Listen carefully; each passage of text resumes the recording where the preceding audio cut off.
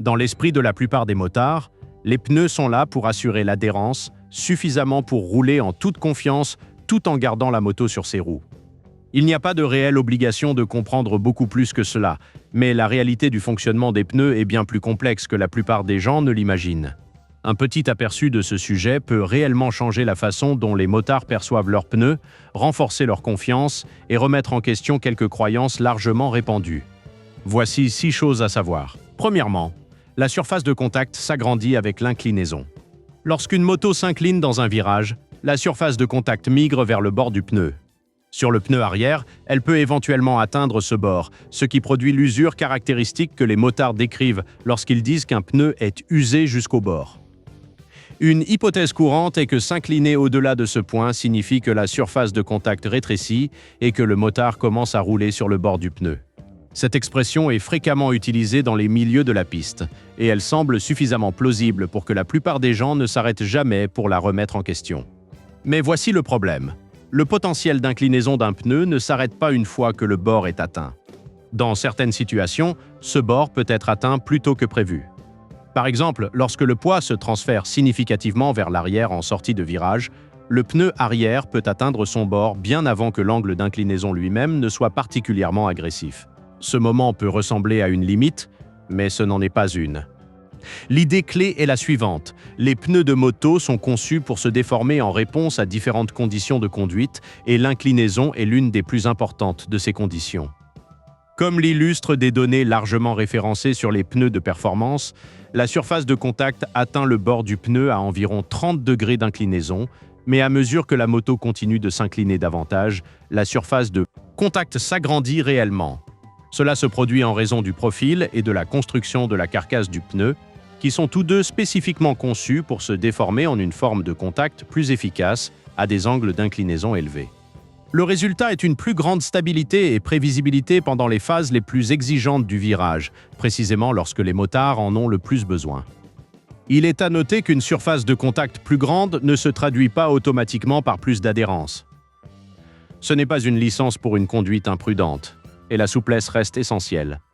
Mais avec des pneus conçus même pour une utilisation sportive modeste, les motards ne manqueront pas sous d'un coup de pneu à mesure que les angles d'inclinaison augmentent. Le pneu travaille avec vous, pas contre vous. Deuxièmement, les pneus glissent toujours. L'une des peurs les plus persistantes chez les motards est de subir une perte d'adhérence soudaine et imprévisible.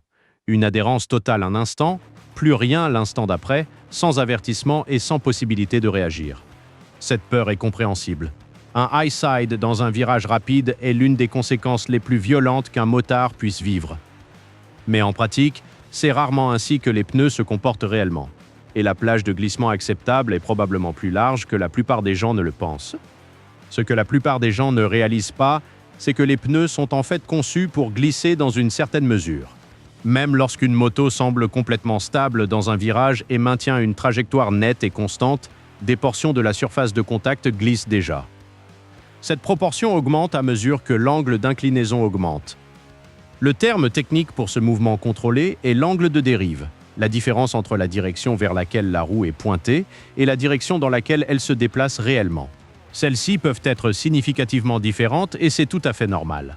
Ce glissement contrôlé n'est pas un problème à résoudre. Il est bénéfique. Il génère la force de virage qui maintient la moto en virage et il produit également le retour tactile sur lequel les motards comptent pour évaluer l'adhérence disponible. Lorsque le pneu approche de sa limite, il travaille plus fort, semble plus stable et communique plus clairement à travers le guidon et la selle. Une fois cette limite dépassée où le glissement devient excessif, l'adhérence diminue, tout comme la qualité du retour que le pneu envoie au motard. À l'avant, le dépassement de cette limite peut se manifester par une sensation de légèreté et d'imprécision du guidon, une tendance de la direction aérée ou une vibration ou un tremblement à haute fréquence à travers le guidon alors que le pneu a du mal à maintenir la traction. À l'arrière, au lieu que la moto maintienne une trajectoire et avance sous l'accélérateur, on peut avoir l'impression que l'arrière veut pousser vers l'extérieur, ce qui peut être ressenti à travers la selle. Dans les cas plus prononcés, la sensation du guidon extérieur venant vers le motard signale que l'arrière commence à déraper. Le point important est que le glissement des pneus existe sur un spectre, et non comme un interrupteur binaire. Dans des conditions raisonnables et avec des actions de pilotage appropriées, les pneus communiquent leur état tout au long de ce spectre, fournissant des signes avant-coureurs clairs avant d'être réellement dépassés. Troisièmement, la charge du pneu ne résout pas tout. En principe, une charge plus importante sur un pneu augmente l'adhérence.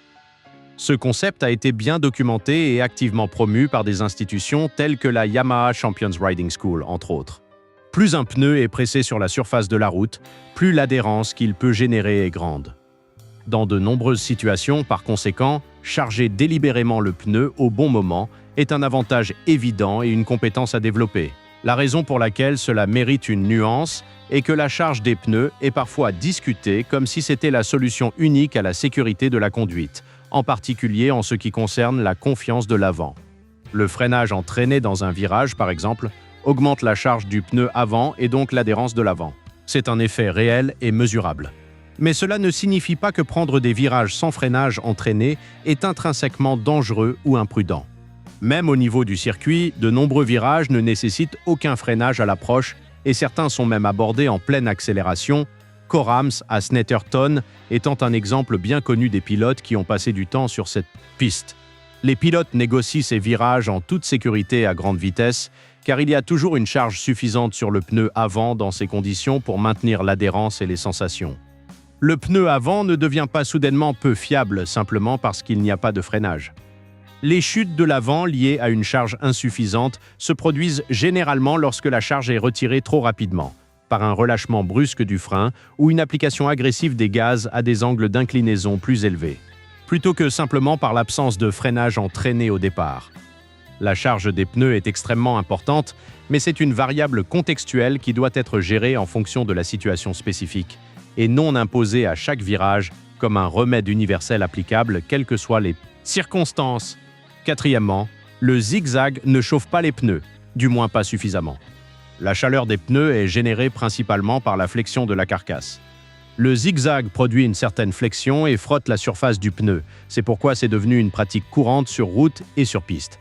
Mais le zigzag n'est tout simplement pas suffisant pour amener un pneu entièrement à sa température de fonctionnement sur toute sa structure. La méthode la plus efficace pour générer de la chaleur dans tout le pneu est un freinage et une accélération doux mais ferme. Ces actions créent une flexion soutenue de la carcasse, et cette flexion génère de la chaleur sur toute l'épaisseur du pneu, pas seulement à la surface, et même à des angles d'inclinaison modérés. C'est le type de chaleur qui prépare réellement un pneu à fonctionner comme prévu. Cette distinction est plus importante que la plupart des motards ne le pensent. La chaleur de surface seule ne suffit pas. Pour qu'un pneu fonctionne comme prévu, la carcasse elle-même doit être à température. Un écart significatif entre la température de surface et la température interne, où la surface est plus molle que la structure en dessous, réduit l'adhérence et crée un risque spécifique. La couche de surface peut être arrachée, car elle manque de la souplesse nécessaire pour se déformer correctement sous la charge lorsque la carcasse en dessous est encore froide et rigide. Le résultat peut ressembler à une usure inhabituelle ou inégale, mais la véritable conséquence est une réduction soudaine et inattendue de l'adhérence lors d'une manœuvre qui devrait être normale. Bien que cela soit plus pertinent pour une utilisation sur piste où les performances des pneus sont sollicitées plus constamment, cela s'applique également sur route. Quiconque envisage une conduite plus sportive, après avoir commencé avec des pneus froids, devrait délibérément générer de la chaleur par un freinage et une accélération progressive avant de pousser plus fort. Zigzaguer dans les premiers virages ne remplace pas ce processus. Cinquièmement, ce sont les pneus qui font réellement tourner la moto. Demandez à la plupart des motards comment une moto prend un virage, et la réponse est généralement une version de « en utilisant le guidon » ou « en s'inclinant ». Ni l'un ni l'autre n'est tout à fait exact, et comprendre ce qui se passe réellement est vraiment intéressant. Le guidon est fondamental pour initier et ajuster le résultat souhaité, mais ce n'est pas ce qui fait tourner la moto. L'angle d'inclinaison n'est pas non plus la cause. L'inclinaison existe pour équilibrer la force de gravité vers le bas avec le couple de rotation autour de la surface de contact générée par l'inertie qui autrement tirerait la moto vers l'extérieur et la redresserait. Cela était historiquement décrit comme la force centrifuge, bien que ce cadre soit maintenant largement considéré comme inexact. Ce qui maintient réellement une moto sur sa trajectoire dans une courbe, c'est la géométrie des pneus eux-mêmes. Parce qu'un pneu a un diamètre plus grand en son centre qu'à ses bords. Incliner la moto fait que la surface de contact se déplace vers l'intérieur par rapport à l'axe central du pneu. Cela crée un effet conique et tout comme un cône roulé sur une surface plane suivra naturellement une trajectoire courbe plutôt qu'une ligne droite, les pneus font exactement la même chose. Cette propriété géométrique est le mécanisme qui maintient la moto sur une trajectoire en arc de cercle constante dans le virage. Le guidon est essentiel pour ajuster l'angle d'inclinaison et exploiter cette dynamique, mais le guidon ne maintient pas la trajectoire courbe à lui seul. Ce sont les pneus qui le font. C'est un petit changement de perspective, mais cela modifie la façon dont vous pensez à la relation entre l'action du pilote et ce que le pneu fait sous vous.